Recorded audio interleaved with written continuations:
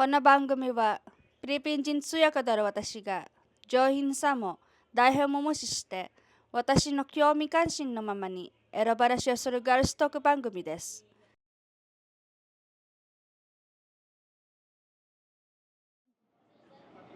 今、彼女の答えは最初は今まで日本人と結婚する機会がないとは思っていたそうです。でも今になって日本人とは結婚をしたいって言っています。じゃあ次は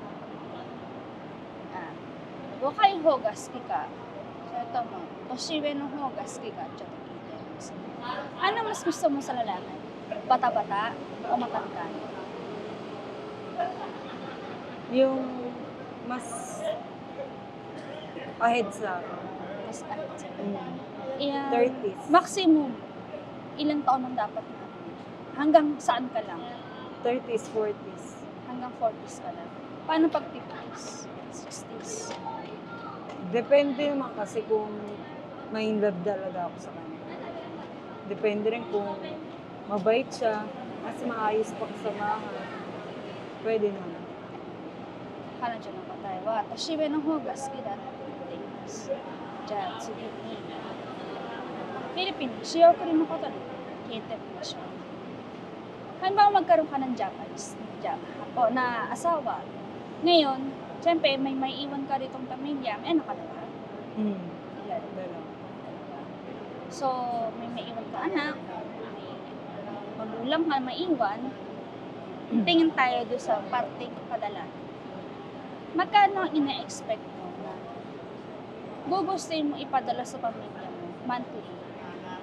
Yung mga needs talaga ng anak ko na sa school, tsaka yung ano niya, yung pang-araw-araw na pagkain, gano'n. Tapos talaga mga needs ng bata.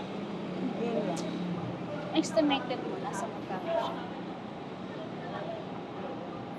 Kasi in 1 month, di ko rin kasi masabi. Bigyan mo lang ako ng range. Mga 30, like that. Kasi, ano na yung ano ko eh. Malaki na kasi. Mag-grade 5 na. So, marami na siya mga kailangan. 彼女の答えは最低3万ペソぐらいは仕送りをしたいと。なぜかって今彼女は子供が2人いるので、その子供たちに学校で必要なものや毎日使うもの、生活それ全部で最低3万ペソぐらいは仕送りをしたいと言っています。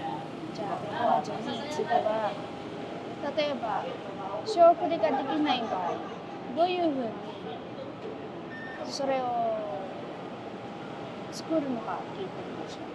Halimbawa, hindi makapagpadala yung asawa mo kasi yung budget nyo, sakto lang sa inyo. Anong gagawin? Pwede ko naman kung kakapasin talaga, pwede naman mapapag-usapan yung sino magbabantay ng anak ko pag naiwan. Pwede naman pag-usapan. Or else, pwede rin naman talaga ako, kung kailangan ko na talaga magtatrabaho. Kasi para sa amin naman yun. 彼女の答えは、旦那さんが仕送りできない場合は、自分で仕事して自分の給料からその仕送りをしたいと言っています。じゃあ次に子供がいるので日本に連れて行きたいかそれを聞いてみましょう。Gugustuhin mo ba na yung mga anak mo dalhin din sa Japan? Dalhin din sa Japan yung mga anak mo. Gusto mo? Pwede naman kasi malalaki na sila eh. Kumbaga nasa kanila na rin yung choice. Kung gugustuhin nila sumama sa Japan or vacation lang, depende pa rin kasi sa bata eh, lalo na may isip na sila. Paano dyan? Pero kung sa akin, gusto ko, pero nakadepende pa rin ako sa bata. 彼女の答えは子供のどっちが願っているのかをそれを優先すると言っています。というか今子供たちはちょっともう自分で決めることをができる年齢なので、彼女たちに次第にと言っています。じゃあ次に、その日本人の旦那さんとの間で、子供を作ろうって言われたら、作れるか、それを聞いてみましょう。Okay, dito tayo sa, pag nagkaroon ka ng Japanese husband, tapos sinabi niya sa'yo, gusto ko magkaanak sa'yo, papayagan mo ba siya? O sabihin mo, ayaw mo na. Payag ako. Payag. Hanggang ilan? Depende rin talaga sa pamumuhay namin. Kung kaya ng 2, 3, pwede. Hanggang ilan ang maximum? Ako, Hanggang ilan ang maximum? baka 2 lang. 彼女の答えは、収入に限って何人作れるかそれによると。で、今彼女に最高は何人ぐらい産めると思うかって聞いてみたけど、2人ぐらいはできると言っています。いいんですね、これ。じゃあ次に彼女には義理の両親とどういうふうに接するのか、それちょっと聞いてみましょう。Anong gagawin mo para matanggap ka ng mga biyanan mo? Kasi syempre hindi maiwasan may mga biyanan na ayaw sa mga Pilipina. Marunong naman ako makisama. Kung pagdating sa biyanan, nakikisama talaga ako, kumikilos talaga ako sa bahay. Talagang yung respect nandun. Nandun yung respeto sa in-laws. Bukod doon. Wala na eh. Basta nakikisama ako. If ever na ayaw nila ng gantong damit, ayaw nila na ganyan ka, re-respeto ko na. 彼女の答えは自分を受け取れるまでずっと待ってて、でもし向こうがこれをしないでって言われた場合、それを全部切って、で、自分を受け止めれる時間まで待っていると言っています。じゃあ次に、日本に住むならどんな生活を待っているのか、それはちょっと聞いてみましょう。Kapag tumira ka sa Japan, anong ina-expect mong buhay na meron ka? Like, lagi kayo nagta-travel na asawa mo? Hindi. O nasa bahay ka lang? Normal. Normal na pamumuhay. If ever na may trabaho ako doon, pares kami nasa work. Pero kung magiging housewife ako, ako'y nag-asikaso sa kanya. Normal. Tapos kung rest day naman niya, depende na yun kung sa amin eh. Mapag-uusapan namin mag-asawa kung alis kami ng bahay, like kakain sa labas, mga ganun. Pero kung talagang may work, stay at home. Yan. Normal. Simple life. 彼女の答えは、2人とも仕事をしている場合、休みの日にはくつろげる時間も作りたいと。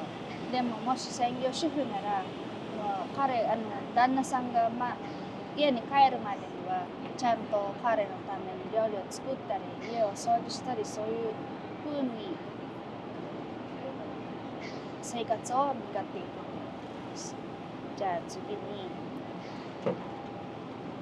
旅行に行くとしたらどこに行きたいかちょっと聞いてみましょう。Kung magka-travel kayo ng asawa mo, saan mo gusto? Korea. Korea? Why Korea? Wala, kasi maraming pwedeng puntahan doon. Specific, bigyan mo ko ng specific na. Siyempre sa Japan din, kung sakali. Pag siyempre first time ko pumunta doon, kung magta-travel kami, unahin ko sa Japan para malibot ko rin naman yung Japan. 彼女の答えは、韓国と日本だそうです。韓国は綺麗なところに出てて、で日本では自分の旦那さんのどういう国があるか、それを見てみたいと言っています。じゃあ次に、彼からの給料をもらったらどういうふうに分けるのか、それちょっと聞いてみましょう。Kapag meron kang asawa, halimbawa lahat ng sahod binigay sa'yo, paano mo siya i-divide? Paano mo divide? Halimbawa, buong sahod binigay sa'yo, walang tinira sa kanya.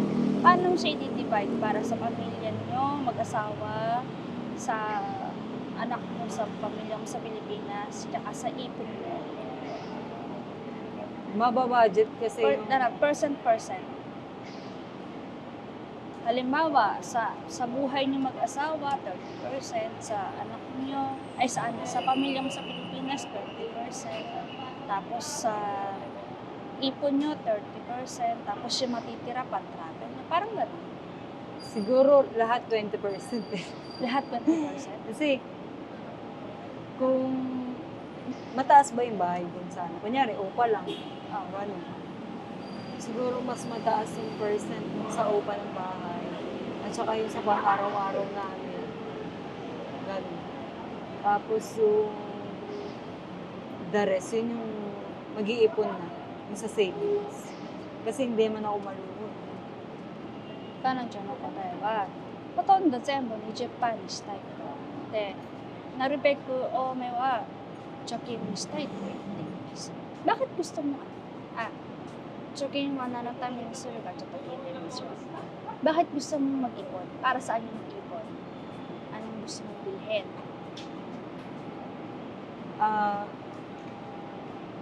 Yung savings kasi in the future. If ever na pwede kang may pag-ipunan na business, kung gusto mo na lang mag-business habang nasa bahay ka, may contacts ka din sa Pilipinas, kung dito ka sa Pilipinas mag-business habang nasa Japan ka. Mga ganun, para mas makakaipon ka pa ulit. Tapos yung naipon mo, siguro may darating at darating na paggagamitan mo yung pera, na magagamit mo siya. Hindi natin masabi kasi kung saan talaga yung ipon mo eh, di ba? 彼女の答えは、貯金はビジネスをしたいって言っている。なぜかって、ずっとおはくはないので、将来仕事ができなくなった場合は、もうビジネスで頼るしかない。だからそのために貯金をしたいと言っています。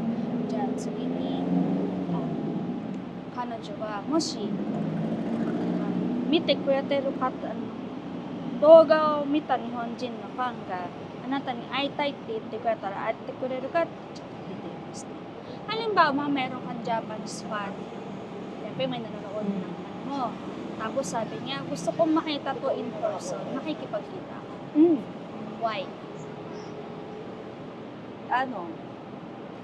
May kipagkita ko sa kanya if ever na gusto niya rin ako maging friend. Pero hindi naman basta-basta lang ako may kipagkita.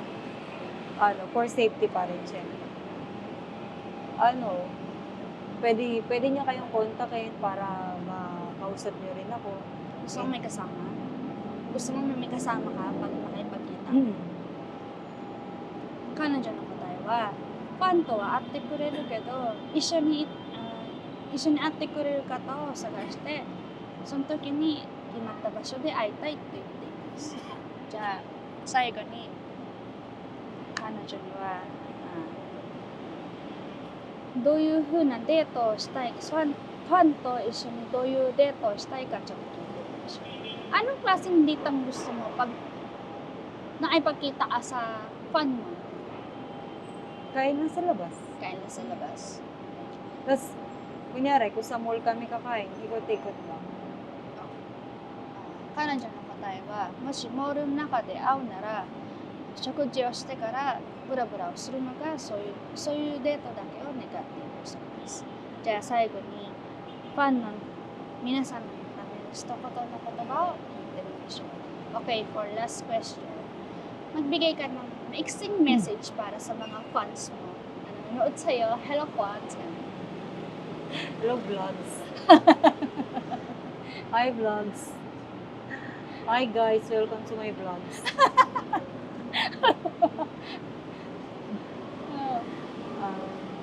Paano ba? Example ka nga. Come on, bebe, parang ano? Ha? Meet me. Parang ganun. Magbigay ka ng isang malambing na message ka. Paano ba?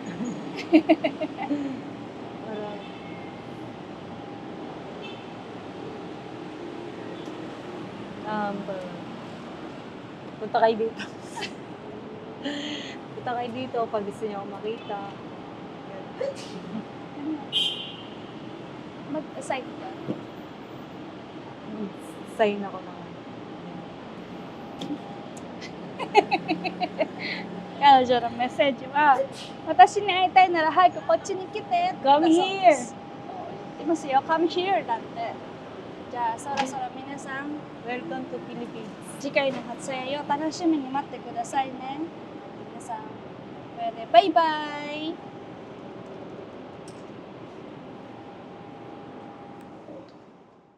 この動画が気に入ったら、ぜひ高評価とチャンネル登録お願いします。また、LINE 公式アカウントでは、話題リクエストや質問もお待ちしています。さらに、LINE 公式アカウントでは、彼女たちの日常の写真や映像をプレゼントしています。画面の QR コードか説明欄のリンクからぜひ登録お願いします。最後までご視聴いただき、本当にありがとうございました。